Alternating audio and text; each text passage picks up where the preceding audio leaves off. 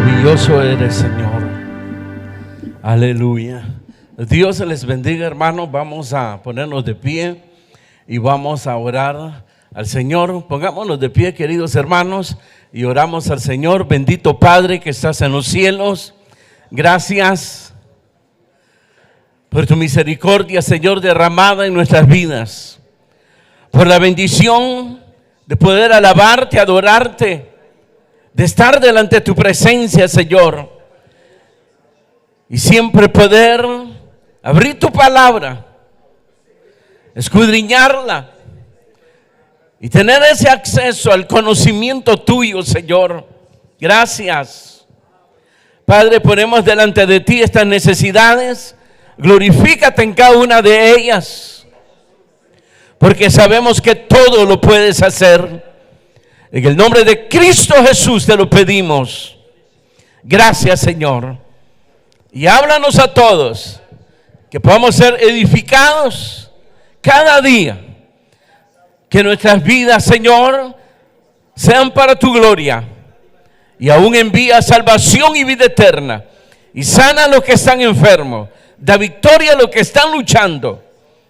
En el nombre de Jesucristo. Amén. Gloria a Dios. Vamos a empezar, hermanos, un nuevo libro, a estudiar la carta del apóstol Juan. Sería Primera de Juan.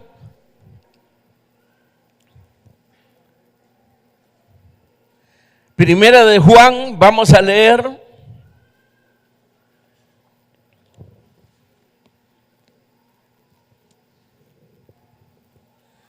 y vamos a leer el capítulo 5. Si Dios permite, esa es la epístola que vamos a estar estudiando, queridos hermanos, cada jueves. Pero hoy, como siempre, pues queremos dar una introducción, hermanos, sobre este libro. Primera de Juan, capítulo 5, verso 13.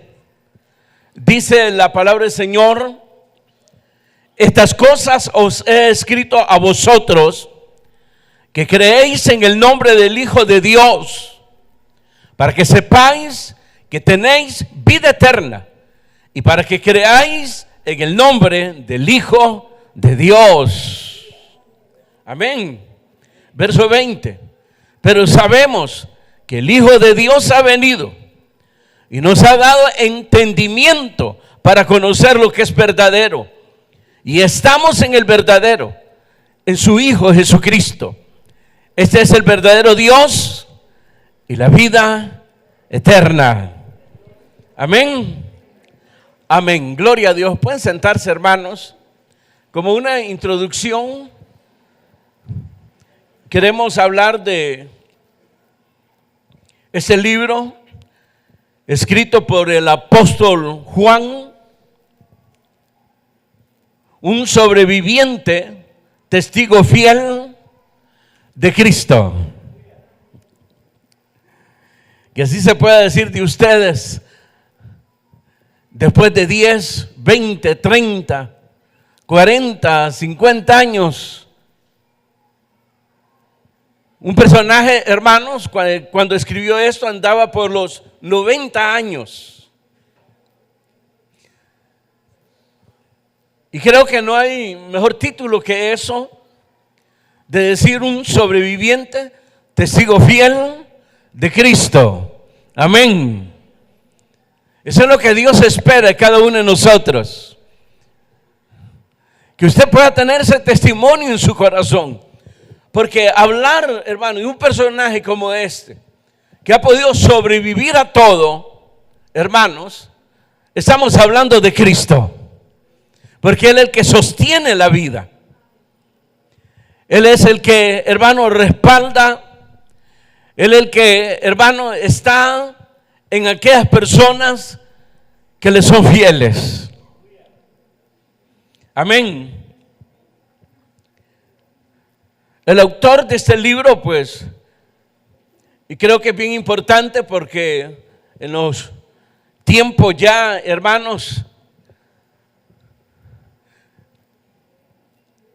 estamos hablando del cuarto siglo, se dudaba o habían puesto en duda que tanto esta carta como las dos que continúan, segunda y tercera carta de Juan, hermano, pues se dudaba que prevenía precisamente del apóstol Juan.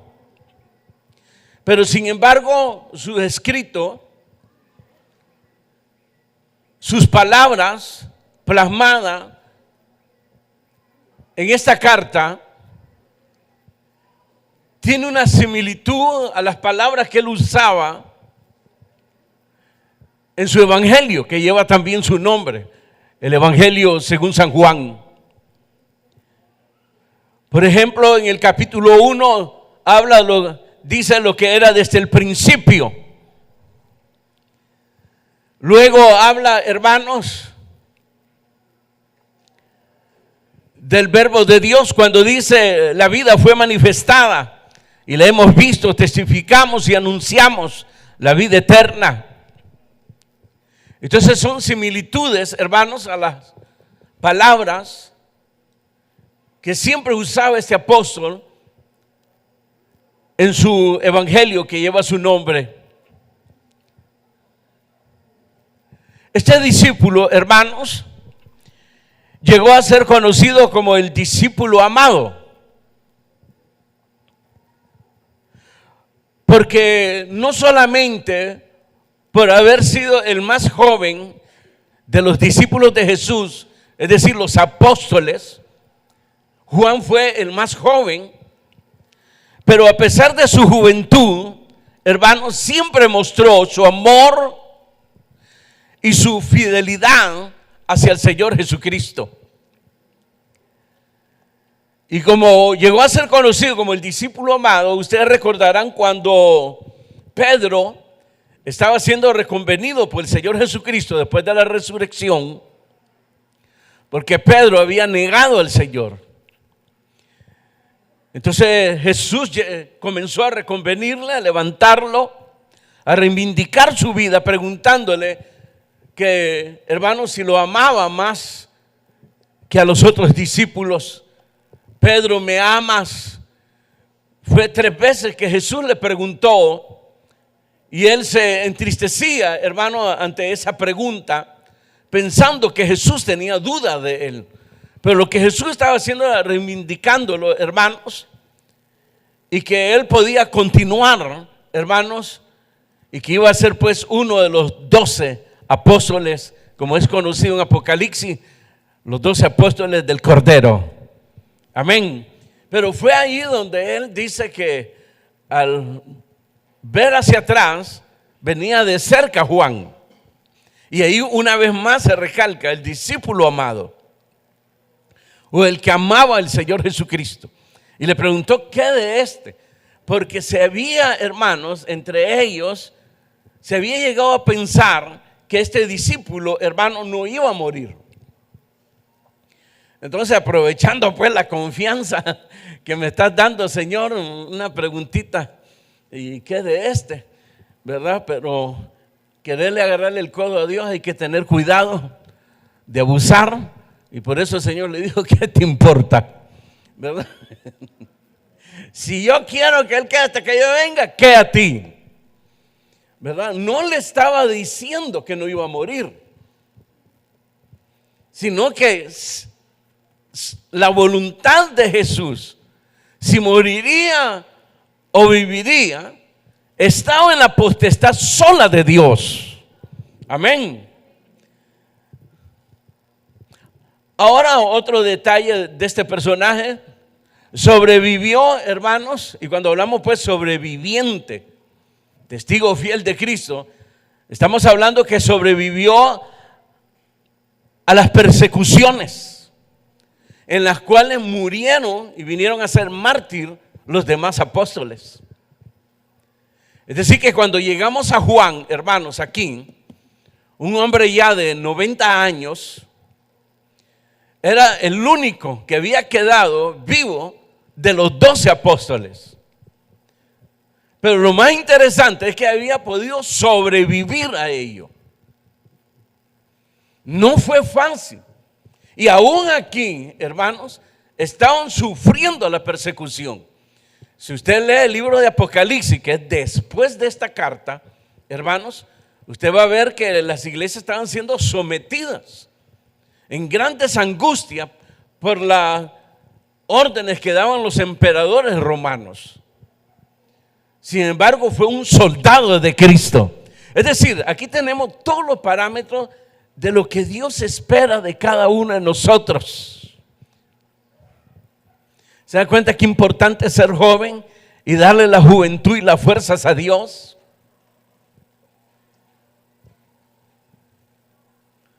Este hombre venía, hermanos, y prácticamente se graduó como un soldado de Cristo, porque libró muchas batallas.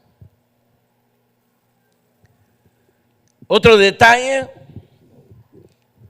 Jerusalén ya había sido destruida por los romanos, que fue en el año 70. Esta carta fue hecha, hermanos, como 15, 20 años después de la destrucción de Jerusalén. Es decir, que ya no existía, por decirlo así, el Estado judío. Habían sido arrancados de su tierra. Precisamente Juan, cuando escribió esta carta, la escribió, hermanos, en un lugar llamado Éfeso, donde estaba una de las iglesias. Y ya hablamos de que esas iglesias de las cuales habla Apocalipsis, incluyendo Éfeso, estaba en Asia Menor, que así se le llamaba el lugar donde ahora es, si alguien me ayuda, Turquía, gracias. Entonces él estaba ahí cuando escribió, porque los judíos habían sido esparcidos sobre todas las naciones, porque se había dado orden de destruir la ciudad y que ya no existieran precisamente, hermanos, los judíos. Aún ahí esa tempestad los sobrevivió él, porque acuérdense que los apóstoles se habían quedado, hermanos, ministrando la iglesia de Jerusalén. Yo creo que se acuerda usted de eso en el libro de los Hechos. Allí estaba Juan con los demás apóstoles. Pero una vez que fue destruida Jerusalén, entonces, hermanos, todos tuvieron que emigrar a otras naciones. Y él estaba, cuando escribió esta carta, hermanos, en Asia Menor, en una de las ciudades llamada Éfeso. ¿Qué más? Es decir, que fue una carta, hermano, escrita entre el 85 y 90 después de Cristo. Es decir, 15, 20 años después de la destrucción de Jerusalén. ¿Y saben lo maravilloso de este apóstol? Vino a ser como el eslabón entre el primero y el segundo siglo.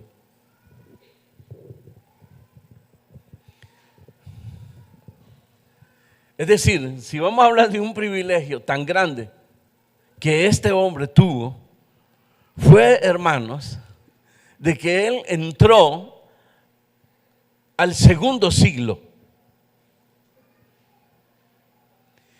Y por eso, hermanos, se tiene un registro de los ministros que él levantó.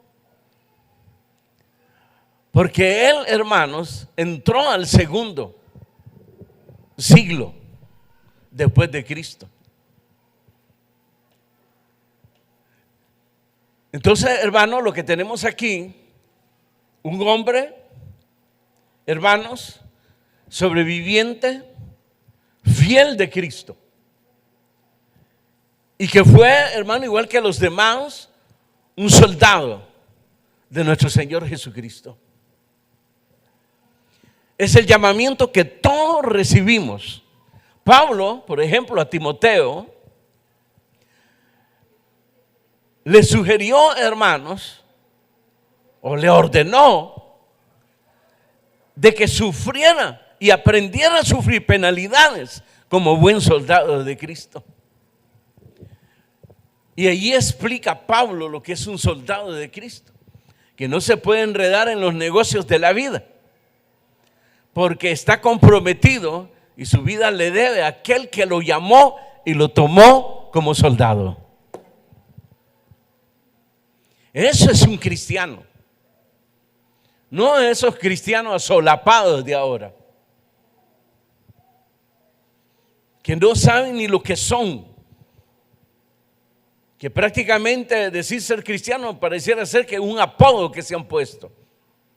Pero un cristiano es como, hermanos, la vida de este hombre, un soldado realmente de Cristo, comprometido con Cristo, su vida dedicada a Cristo para la obra que estaba desarrollando. Acuérdense que ellos recibieron la gran comisión: ir y hacer discípulos a todas las naciones.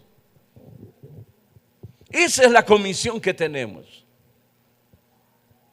Debería haber visión en los jóvenes, en la mayoría de los cristianos, de estar pensando en el llamamiento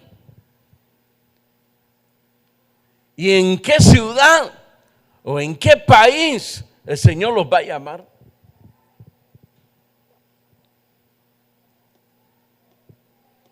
Como soldado. Usted sabe que un soldado, hermano, soldado cree que te dé permiso tu mamá para ir a la guerra a tal lugar. Bueno, si me deja preguntarle. No, a los soldados solo le ordenan: prepárense, actividad toda esta semana, el entrenamiento va a ser más duro porque vamos hacia una guerra a tal nación.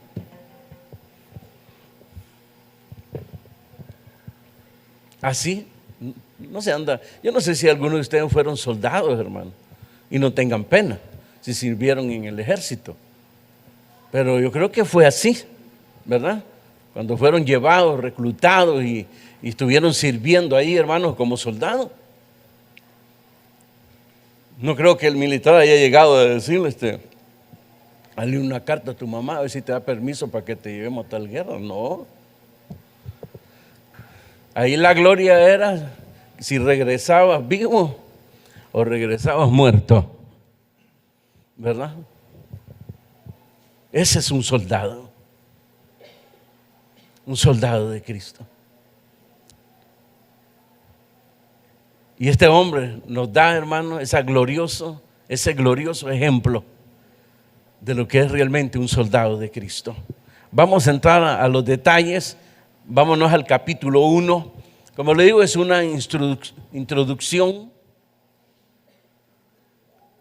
Lo que era desde el principio, lo que hemos oído, verso 1, capítulo 1, verso 1. Lo que era desde el principio, lo que hemos oído, lo que hemos visto con nuestros ojos, lo que hemos contemplado y palparon nuestras manos, tocante al verbo de vida. Hermanos, aquí prácticamente este mensaje Juan se lo estaba dando ya entre segunda y tercera generación. Eso es increíble, hermano. Una miembro de iglesia, una iglesia que no conoció a Jesucristo, como muchos pudieron, hermano, conocerlo en la iglesia primitiva, o tuvieron testimonio de la realidad física de Jesús en esa tierra. Pero aquí ya, hermano, prácticamente estamos hablando de una iglesia a la cual él escribió, no a una. Esta carta va a todas las iglesias. Y si nos fijamos bien en Apocalipsis, que se mencionan las 7 iglesias, entonces estamos hablando que esta carta fue leída por las 7 iglesias del Apocalipsis, porque es donde él se movía precisamente. Y por eso a él se le dio después el libro de las revelaciones, es decir, el Apocalipsis, para traer esa revelación.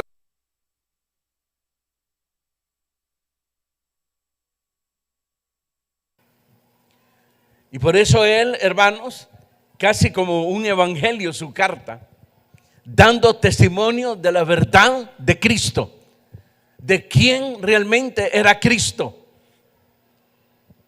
Y aquí le menciona el verbo de vida. Y si nosotros vamos al Evangelio, capítulo 1, sabemos que está hablando de nuestro Señor Jesucristo como el Mesías, es decir, el Salvador del mundo, y como el Hijo de Dios. Y lo señala que era el verbo, es decir, era el que ordenaba en la creación. Hágase la luz, y fue la luz. Descúbranse, dice, la tierra, y fue la tierra. Las aguas vuélvanse atrás.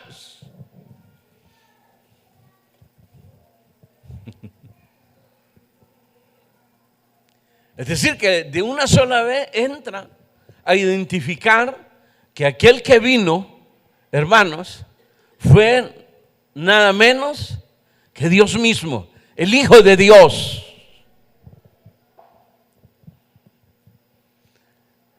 La misma voz que le dijo a Lázaro, ven fuera, cuando resucitó a Lázaro. El poder de Dios. Ahora ese verbo, dice ahí, se hizo carne y habitó entre nosotros. Yo creo que sería bueno que lo leyéramos, ¿no?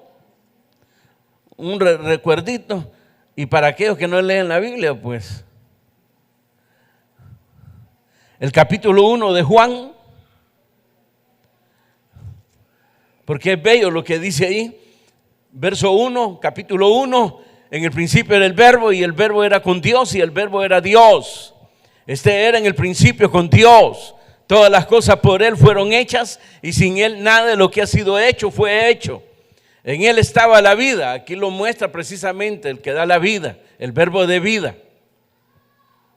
En Él estaba la vida, y la vida era la luz de los hombres. Y la luz en las tinieblas resplandece, y las tinieblas no prevalecieron contra ella. Amén. Ahora, fíjense lo que dice aquí, el verso 14. Y aquel verbo fue hecho carne y habitó entre nosotros. Y vimos su gloria, gloria como el unigénito del Padre, lleno de gracia y de verdad. Amén. Verso 16, de su plenitud tomamos todos, y gracia sobre gracia. La ley por medio de Moisés fue dada, pero la gracia y la verdad vinieron por medio de Jesucristo. A Dios nadie le vio jamás. El unigénito Hijo que está en el seno del Padre, Él ha dado o le ha dado a conocer.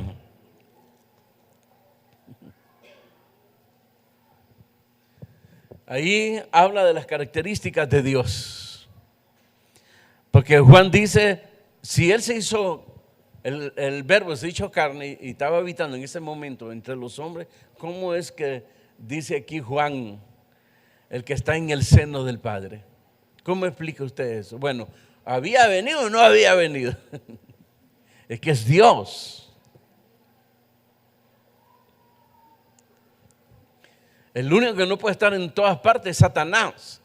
Y por eso necesita, hermanos, de los demonios, los ángeles caídos. Porque él no puede estar en todas partes. Muchos piensan eso. Ni los ángeles, solo Dios. Está allá arriba en los cielos. La tierra el estrado de sus pies. Está con nosotros, porque es Dios. Jesús está en los cielos, ascendió después de la resurrección, pero está con nosotros. Y no es un dicho, es una realidad. Cuando 2 o 3 se pusieren de acuerdo en mi nombre, ahí estaré, dice Él. Y si me amáis, enviaremos al Espíritu Santo, y el Padre y yo estaremos ahí también, porque es Dios. Imagínense ahorita cuántas congregaciones se están reuniendo. Voy a decir la mitad del mundo porque la otra está durmiendo ahorita, ¿verdad? A menos que estén haciendo vigilia. Pero ahí está Dios. ¿Cómo explica usted eso? ¿Con quién estará Cristo ahora? Estará en esta iglesia, hermano. Porque hay otra iglesia allá y dicen lo mismo, y allá y dicen lo mismo, en Costa Rica, en Panamá, en El Salvador. ¿Con quién estará? Él es Dios. Por eso, lo que era desde el principio, que es lo que menciona aquí en la carta Juan, lo que hemos oído, lo que hemos visto con nuestros ojos, lo que hemos contemplado y palparon nuestras manos tocante al Verbo, porque dice que ellos vieron su gloria. Dice que mostró su gloria por primera vez, ¿cuándo? Si alguien se acuerda, ¿cuándo fue? ¿Ah? En las bodas de Canaán. Ahí mostró su gloria cuando convirtió el agua en vino. Vieron su gloria manifestada, es decir, su resplandor, cuando los llevó al monte, donde se transfiguró y todo eso. Ahora, lo increíble de este hombre, ¿cuántos años habían pasado ya? Si usted que se congrega se le olvidan las cosas de Dios. ¿Ah? ¿Qué se puede esperar de ustedes? Dígame. Pero este hombre, hermanos, 90 años. Y al ver las escrituras, hermano, un anciano de 90 años, como que nos está escribiendo el mismo joven de lo que fue precisamente Juan. 90 años. Ya era para escribir, no tengo lapicero. Queridos hermanos, ya no miro, ya no hablo, me cuesta caminar. Y estoy ya más allá que para acá, queridos hermanos. Pero antes de morirme, queridos hermanitos, hijitos, porque él aquí menciona bastante la palabra hijitos. No, como que si un joven que está. Es que mire, lo que envejece es el cuerpo. Es el cuerpo.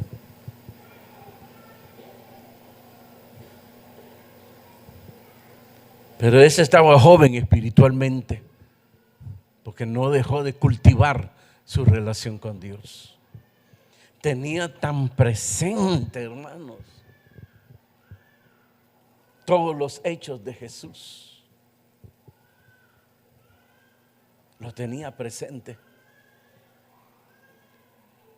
Entonces aquí escribiéndole ya a segunda, tercera generación, una iglesia, hermanos, miembros que igual que nosotros no hemos visto al Señor como ellos lo vieron.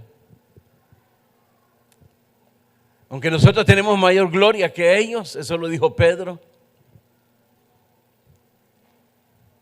Porque él dijo, nosotros vimos su gloria, estuvimos en la transfiguración cuando él mostró ahí su divinidad.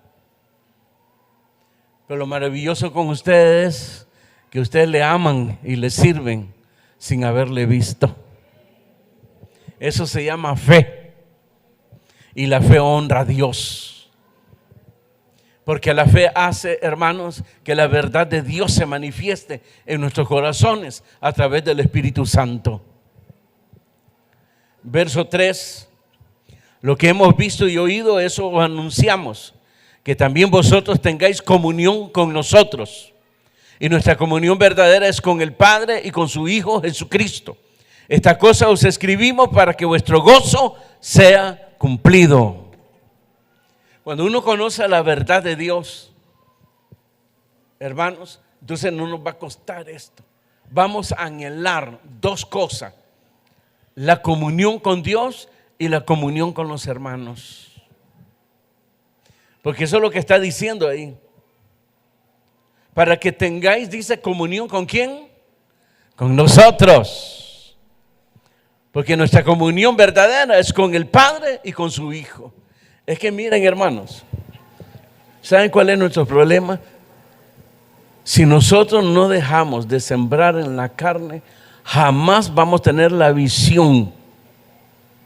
Y jamás la fe nos va a ayudar a ver precisamente las cosas que Dios mira. Jamás. Cuando ustedes leen, escuchan y se recomienda tolerancia, perdón,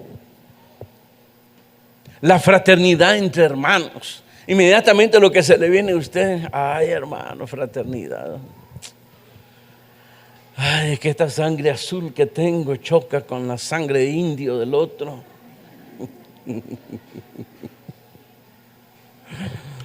Y ya le dije que es la única sangre azul que se mira cuando lo atropellan, hermano, o le dan se le hace azul. Pero nosotros debemos andar en comunión con Dios para poder apreciar las cosas, el mundo espiritual, ver más allá de lo que se mira de un hermano, porque mirar los defectos de todos es fácil y nos hace olvidar que nosotros también tenemos defectos, ¿o no? Sí. Por eso no se pide que hay que juzgar. El que anda en la verdad, no hay que juzgar. Tiene que creerle a la persona. Tiene que verlo como Dios nos mira a nosotros a través de Jesucristo. Entonces la comunión se vuelve real. Entonces hay fraternidad entre los hermanos. Pero yo no puedo estar ahí con este no, con este no, con este no. O esa costumbre, mala costumbre y pecadora costumbre de hacer esos nudos de amiguitos, esos clanes de amistades y que aquí y el que quiere entrar a este círculo de amistad tiene que pedir visa, tiene que pedir ya casi como visa, hermano. Eso no sirve.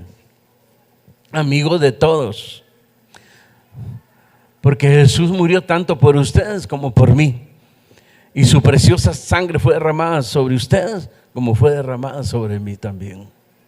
Entonces cuando uno lo mira desde ese punto de vista, se hace fácil aceptar al hermano, a la hermana. Y se hace fácil comprender. Ya le he dicho, cuando ande alguien bravo, hermano, sálgase y mire cómo está la luna. Si anda bravo y usted mira cómo está la luna, ¿cómo está la luna ahorita? ¿Cuarto menguante? O ni está saliendo, creo. Entonces ya sabe que cuando la luna no salga, le afecta al hermanito. Entonces deje que aparezca la luna. Es decir, la tolerancia. A veces bromeando con algunos hermanos que se les va ¿verdad? Aparecen bien raros, hermanos, y uno dice, pero ¿qué pasó aquí? Y serio, y salen en carrera, no le hablan, y de repente lo saludan a uno alegre, y uno, hermano, se queda aquí.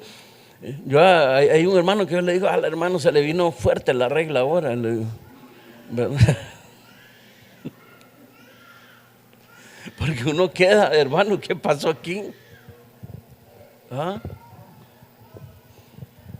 Entonces la tolerancia tiene, y para que nos toleremos y nos amemos, como dice Jesús, unos a otros, para que el mundo crea que somos sus discípulos, discípulos de Jesús, debemos de mantenernos siempre en ese mundo espiritual, en la celestial.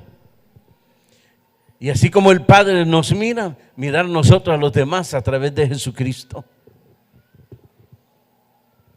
Y como estamos en este cuerpo, entonces se habla de unas cualidades, hermanos, de nosotros en lo humano, que es tolerancia, paciencia, amor fraternal, y que hay que estarla sembrando diario, estarla sembrando y sembrando y sembrando. Así es como se hace la obra de Dios. Ahora, si el otro quiere pecar contra uno, problema de él o de ella. Pero de parte de uno, la tolerancia es bien importante. Y cuando hay que llamar la atención, hay que llamar la atención. Pero es que no debe faltar siempre el amor. Y el saber que uno también está hermanos, a la despensa del pecado también, de que uno puede caer. Porque todos tenemos, como le dije, hermanos, grandes rajaduras. Entonces la tolerancia, el amor, dice que el amor apaga muchos fuegos y llamaradas grandes. Entonces Él llama a esa comunión. Estamos hablando de una persona que se esperaba que se llenara de raíz de amargura o dijera hasta aquí nomás. El que lee su carta pensará, hermano, que la escribió después del Evangelio de Juan, un joven. Aquí era un ancianito de 90 años y que estaba entrando al segundo siglo. Vuelvo y repito, un soldado de Cristo, un sobreviviente fiel a Cristo, como lo fue el apóstol Juan. Es lo que Dios hace y levanta de una persona. Cuando Dios demanda algo de ti, es porque te va a capacitar, es porque te va a ayudar para que lo hagas. Porque fuera de Él nosotros no podemos hacer nada. Así de sencillo. No podemos. Esto no fue enseñado en las universidades. No. En la relación con Dios. Cuando uno se mete con Dios, esas palabras caerán 1000 y 10,000. 1000 a tu qué y 10,000 al otro lado. Es de aquella persona que ahí va, caen de este lado, caen de aquí, pero usted va y va mejorando. Y va mejorando. ¿Cuántos se han quedado atrás? Y no digamos ya con Juan. ¿Cuántos? Miles se quedaron atrás.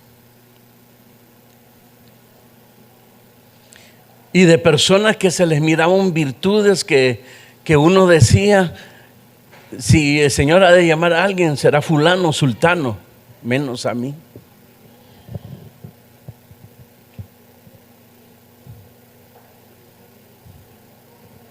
Así de sencillo. Hace años yo le explicaba a los hermanos de lo mal que uno se siente, hasta que me llegó ese testimonio de ese gran evangelista que escribió su, ¿cómo le llaman? Su vida, su memoria, ¿no? Su diario. Pero dice él ahí que lo primero que le va a preguntar al Señor al llegar a su presencia es, fíjense, ¿por qué yo, Señor? Cuando habían otros mejores que yo.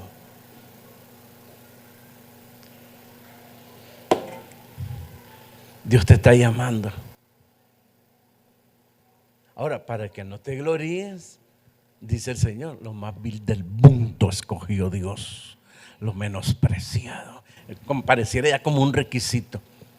Como un requisito. Va, estos son los requisitos. ¿Tienes universidad? ¿Ya tiene título? No. ¿Ya sacó posgrado, así se llama? ¿Ah? No. Ingeniero, arquitecto, ¿qué es? Contador, nada. No, usted no tiene acceso aquí. Gracias a Dios no está esto aquí. Si vamos a buscar requisitos tienes que ser lo más vil del mundo. No me ofenda, por favor, hermano, tampoco. Bueno, ¿qué dice Pablo? Palabra fiel. Cristo murió por los pecadores, ¿verdad? De los cuales yo soy el primero.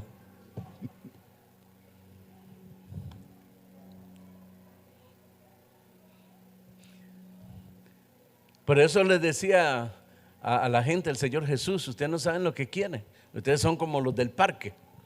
Les cantan música triste, no lloran. Les cantan música alegre, no bailan. ¿Ah? Les digo que el requisito universitario, ahí está, sensación de personas, andan buscando gente alta. Gracias a Dios no se da eso. Ay, gracias a Dios. Pero hay otros requisitos. ¿Cuáles, hermano? Tiene que usted haber sido una persona vil. Hermano, pero tampoco. ¿No le gustó? ¿Y usted qué cree? ¿Que el Señor estaba llamando a santos? ¿Ah? ¿A los luchadores mexicanos? No. No. Es aquel que disponga su corazón. En el Antiguo Testamento una de las cosas era eso, que el Señor les decía: solo dispón tu corazón y yo llenaré tu boca. A otros le decía: saca todo lo vil de tu corazón y me acercaré a ti y tú te acercarás a mí.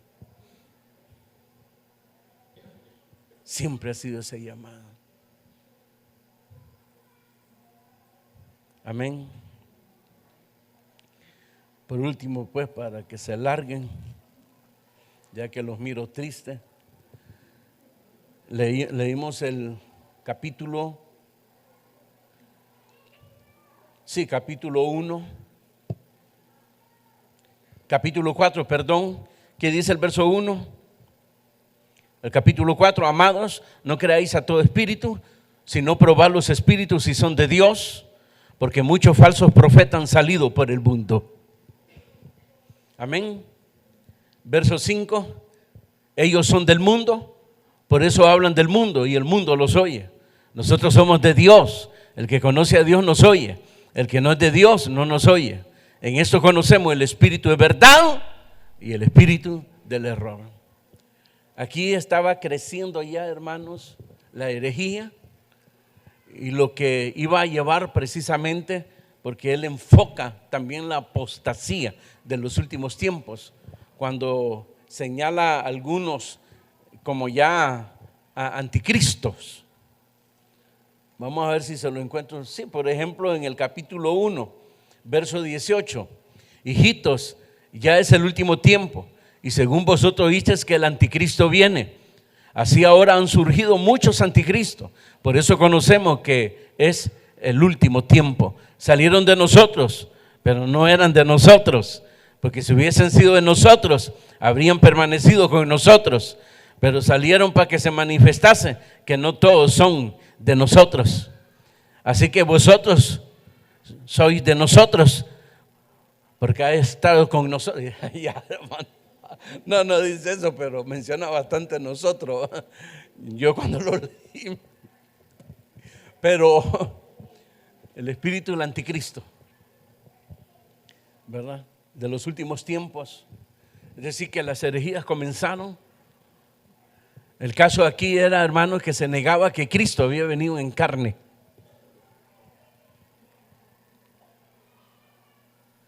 Y es ahí donde debemos de tener cuidado con esta secta que ustedes lo han aceptado como cristiana, los jesucitas. Los jesucitas no creen en la Trinidad. El que cree en la Trinidad, dicen ellos, creen en un Dios de 3 cabezas. Blasfemos, para empezar.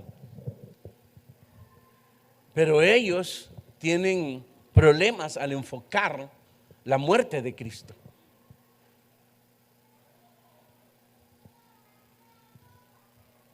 Porque ellos creen que Jesús es Dios.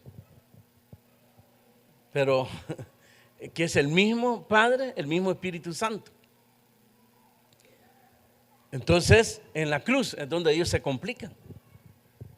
Y por mucho que traten de poderlo discernir, no pueden. Porque jamás vamos a llegar a pensar que Jesús lo que hizo ahí fue un teatro, ¿verdad? Él murió de verdad, porque el Verbo se hizo carne y habitó entre nosotros. Ahora, ¿a quién clamó en la cruz? ¿A quién? ¿A cuál Padre? Si es el mismo Dios. Para ellos O sea, sí, hay muchas complicaciones ahí. Pero ustedes andan tan extraviados que no saben cuáles son sectas ni nada y todas las tienen como cristianas. Hay iglesias que han tenido un crecimiento grandísimo y son católicos. Y usted los mira como cristianos. No, si yo fui ahí, predican a Cristo y todo. No son católicos, son católicos. Y muchos se han ido ahí y son católicos. ¿Y usted qué tiene contra los católicos? Nada. Lo que pasa es que Dios aborrece y le es abominación los ídolos. Y en cuanto a intercesores, solo hay uno, dice la Escritura. Ellos tienen un gran montón. Y ahí es donde viene el problema y se complica el problema para ellos, que le rinden culto a los muertos. Y es prohibido por la Escritura. Que fue lo que hizo Samuel. Perdón, el rey, ¿cómo? Saúl, que murió el profeta, era un varón santo. Entonces él quería saber sobre los destinos de su vida. Y como ya había muerto el profeta, lo fue a invocar a través de un medium.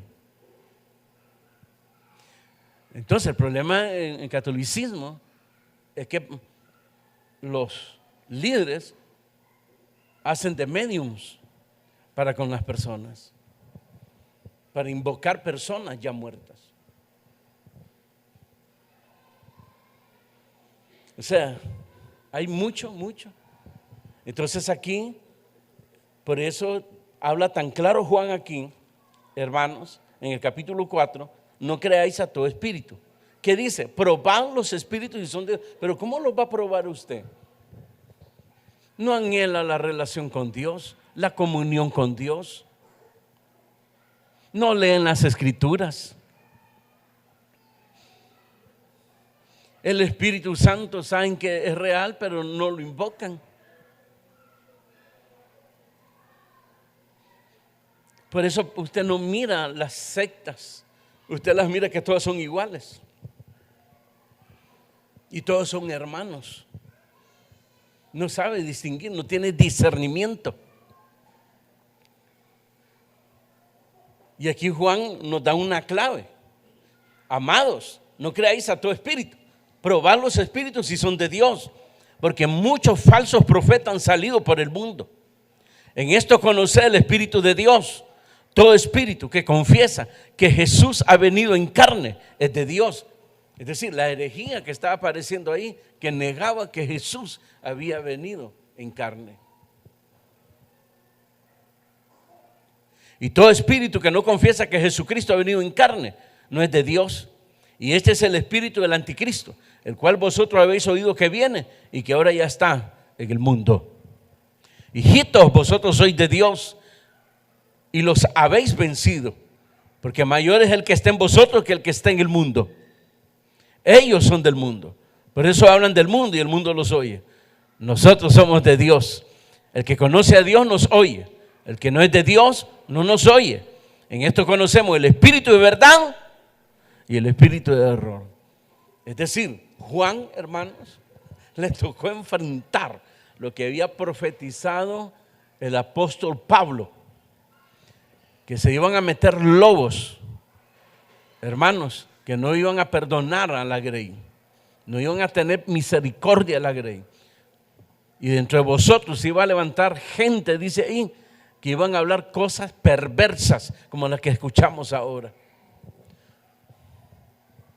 Es que cuando usamos palabra perversa, es que si vamos a escuchar a un profeta decir vulgaridades, malas palabras, no. Palabras perversas es, hermanos, que están hablando cosas que Dios no ha dicho.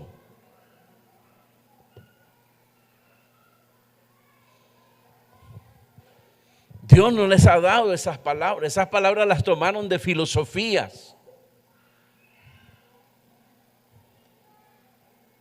de los hombres. Lo que se está propagando es un humanismo dentro de la grey. Y eso es peligrosísimo, porque da la facilidad de llegar donde quiere llevar Satanás a este mundo.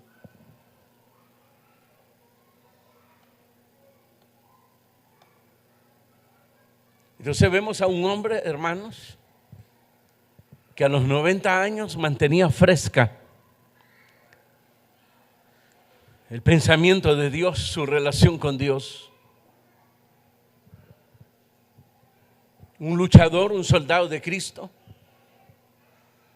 Y la clave en él era su fidelidad a Cristo, la fidelidad a la palabra de Dios. De tal manera que aconseja, hermanos, con veracidad. Es contundente en todo lo que habla. Cuando las personas comenzaron a escuchar la doctrina de Cristo, ellos decían, este no es como los fariseos o como los escribas. Este habla como quien conoce. Porque Jesús les hablaba de la seguridad y cuando enfrentaba, hermanos, a los líderes religiosos,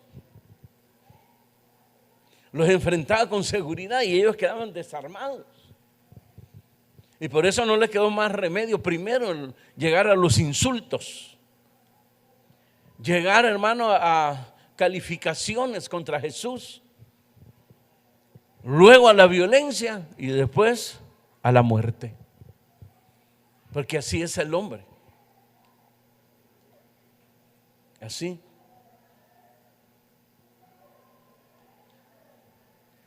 Entonces nos está pidiendo, hermanos, como que Jesús nos está poniendo un modelo en Juan.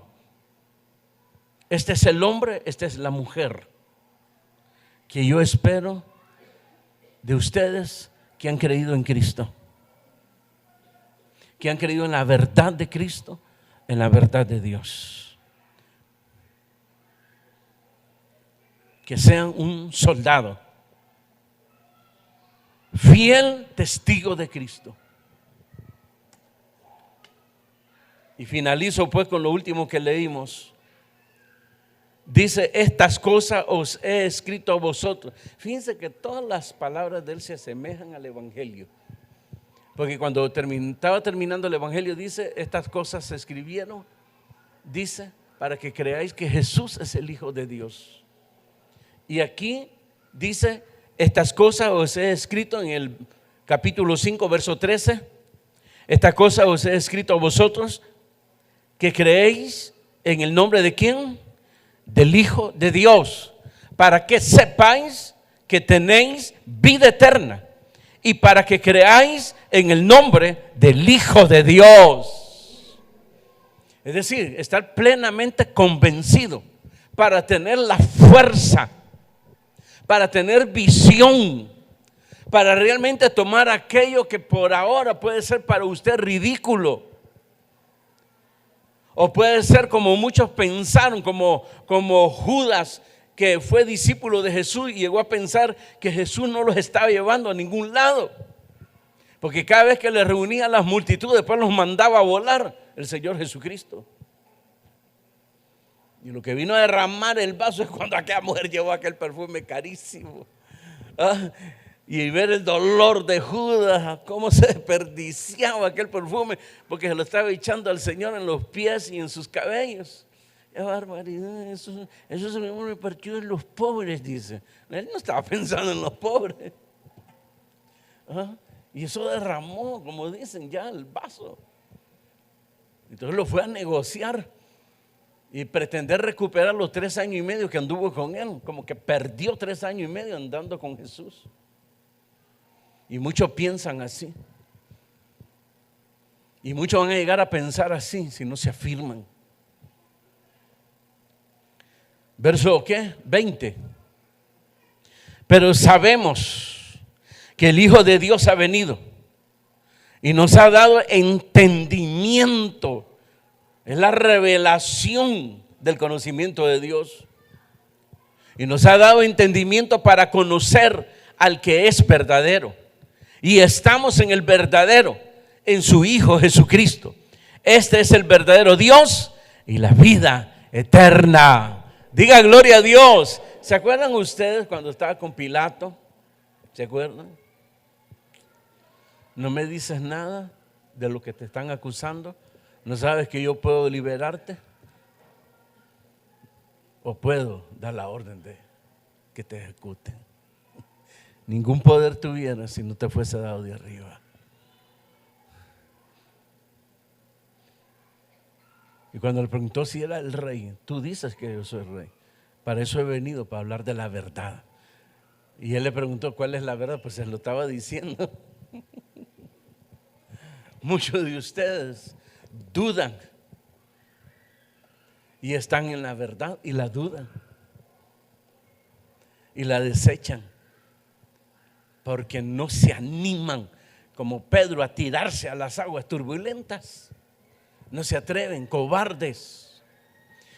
Con mucha razón el libro Apocalipsis cuando termina dice: los cobardes no entrarán, porque es cobardía. No se atreven. Quieren, pero no se atreven. ¿Qué van a pensar mis amigos? ¿Qué te importa? No son ellos los que te van a salvar. Es Jesús. ¿Qué va a decir mi familia? ¿Qué te importa? Ellos no te van a salvar. Es Jesús el que te va a salvar. Pero son cobardes. No hay entrega por cobardía. Entonces un soldado cobarde es fácil para el enemigo, es fácil, es un blanco fijo. Así de sencillo. Pero el que es soldado de Cristo le es muy difícil a Satanás. No lo puede blanquear, así sería. Enfocar, se mueve. Y cuando ya lo tiene el viento, no sopla a su favor. Pero el cobarde es fácil. No, ese no le disparé, va a estar gastando balas. Ese solo con una bala se va. Vámonos con los otros. No dejaste balas ahí. Pues sí. ¿Para qué?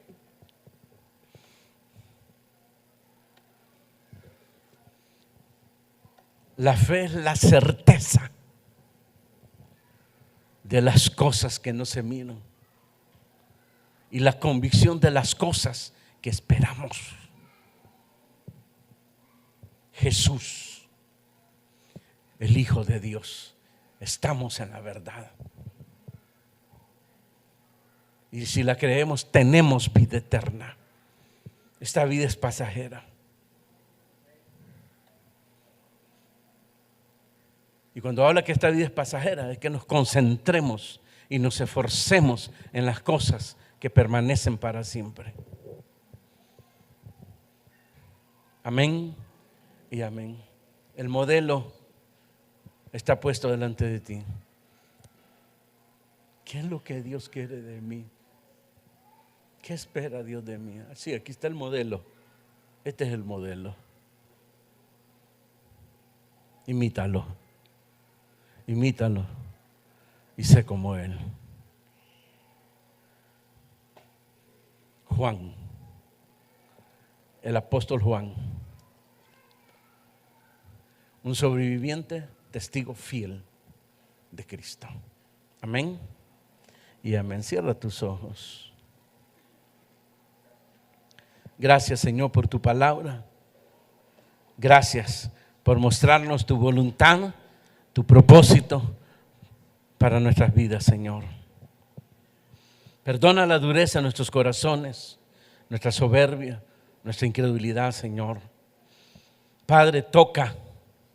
Espíritu Santo, ahora lleva cautiva los pensamientos y los corazones hacia ti, Señor, a tu verdad, a tu propósito, a tu voluntad, Señor.